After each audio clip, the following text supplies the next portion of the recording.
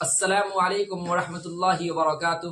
میں آپ لوگوں کے سامنے قاری عبدالحنیف صاحب ملتانوی رحمۃ اللہ علیہ کا شاندار بیان غیبت کرنے والوں کا انجام لے کر حاضر ہوا ہوں۔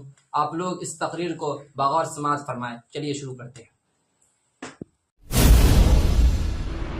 دوسری قبر والے کے بارے میں ارشاد فرمایا محمد عربی صلی اللہ تعالی علیہ وسلم نے، او لوگوں، اس مسلمان کو عذاب ہو رہا ہے اس کی چغل خوری کی وجہ سے۔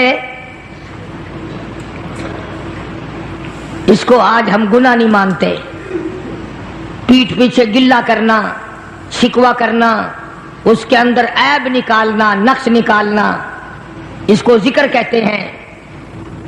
پہلے لوگ شراب خانوں میں بھی چغلی نہیں کیا کرتے تھے، اب تو مسجدوں میں بیٹھ کے چغلی کی جاتی ہے، مسجدوں میں بیٹھ کے گلہ کیا جاتا ہے، منبر رسول پہ بیٹھ کے گلہ کیا جاتا ہے۔ قرآن کریم نے فرمایا ایاکل لحم اخیہ میتا فکرہتموہ، او لوگوں، کیا تم اس بات کو پسند کرو گے، محبوب رکھو گے کہ اپنے سگے بھائی کا مرے ہوئے کا گوشت کھاؤ؟ جس چیز کی برائی اصل میں دل سے نکل جائے، پھر اس کو ہم لوگ گناہ بھی نہیں مانتے، اس کو عذاب بھی نہیں مانتے۔ فرمایا ایاکل لحم اخیہ،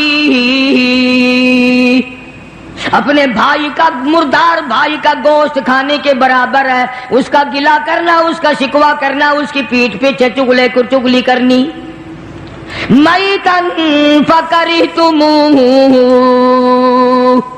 مردہ بھائی کا گوشت کھانے کے برابر ہے۔ قرآن کریم کہتا ہے واتقوا اللہ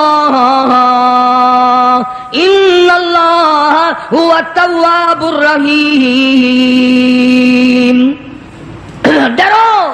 ڈرو میری ذات سے، جو میں نے بتا دیا وہ پکا ہے، وہ اٹل ہے، وہ سچا ہے، اس کے خلاف ہو ہی نہیں سکتا۔ مدینہ منورہ میں اللہ پاک سب کو زیارت نصیب فرمائے۔ رمضان کا مہینہ تھا، دو عورتوں کو اتنا سخت روزہ لگا، مرنے کے قریب ہو گئی۔ کسی نے سرکار دو عالم صلی اللہ علیہ وسلم سے ذکر کیا کہ جی دو عورتیں ہیں، ان کو اتنا روزے نے تنگ کیا ہوا کہ وہ تو مرنے کو ہو رہی ہیں۔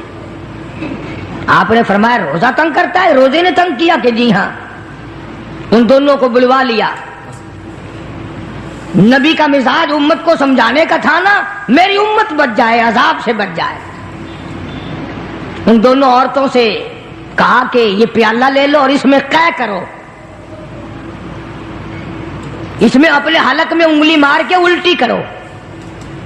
انہوں نے کہا جی کیا نکلے گا، ہمیں تو بھوک نے بڑا تنگ کیا ہوا ہے۔ فرمایا جیسے میں کہتا ہوں ویسے تم کرو تو صحیح۔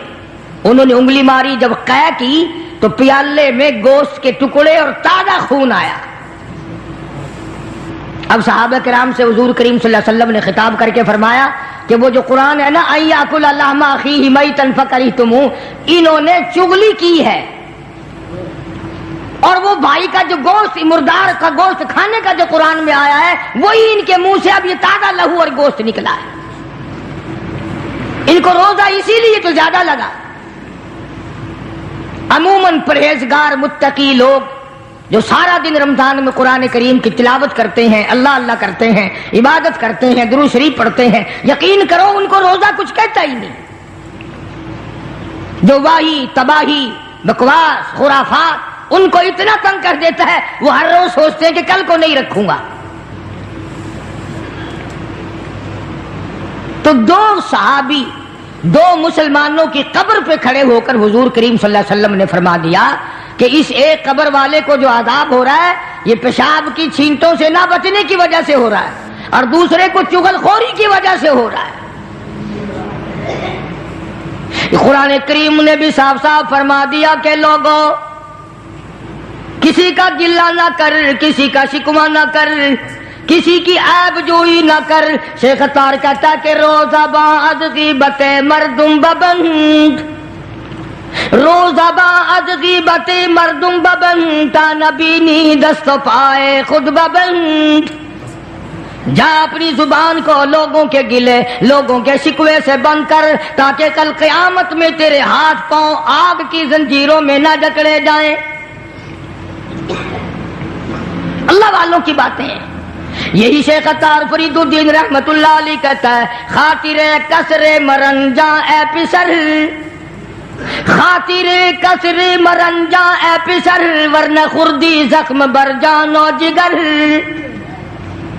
کہتا ہے کسی کے دل پہ تیر نہ چلا، گھائل نہ کر، ورنہ تجھے بھی یوں ہی تیر لگیں گے۔ اور ہمارے یہاں درس نظامی میں، عربی مدارس میں کتاب پڑھائی جاتی ہے، کافیہ نحو کی کتاب ہے، جس میں ایک شعر لکھا ہے، جراحت السنان لہل تیامہ، جراحت السنان لہل تیامہ ولا یلتام جراحت اللسانہ۔ ترجمہ یہ ہے عربی شعر کا کہ تلوار اگر کسی کے مار دو تو تلوار کا زخم مل جاتا ہے، زبان سے کسی کو غلط بات کہہ دو اس کا زخم قبروں تک نہیں ملتا۔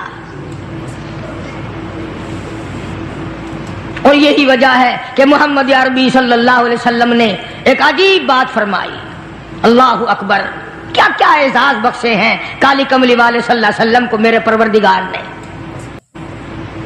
ارشاد فرمایا حضور کریم صلی اللہ علیہ وسلم نے، لوگوں دو چیزوں کی ضمانت تم دے دو، ایک چیز کی ضمانت تمہیں میں دے دیتا ہوں۔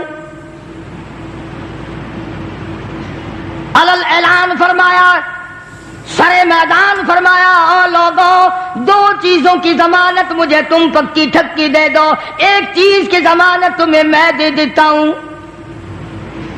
زبان کی ضمانت دو، اس کو غلط نہیں چلاؤ گے، زبان سے گلا نہ کرو گے، چغلی نہیں کرو گے، شکوہ نہیں کرو گے، جھوٹ نہیں بولو گے، ایک زبان کی ضمانت دے دو۔ ایک جو تمہاری نفسانی خواہشات کی جگہ ہے اس کی ضمانت دے دو، غلط طریقے سے استعمال نہیں ہوگی، غلط طریقے سے استعمال نہ کی جائے گی، یہ شہوت کی جگہ۔ فرمایا لوگوں ان دو چیزوں کی ضمانت تم دے دو، جنت الفردوس کا ضامن تمہارے لیے میں بن جاتا ہوں۔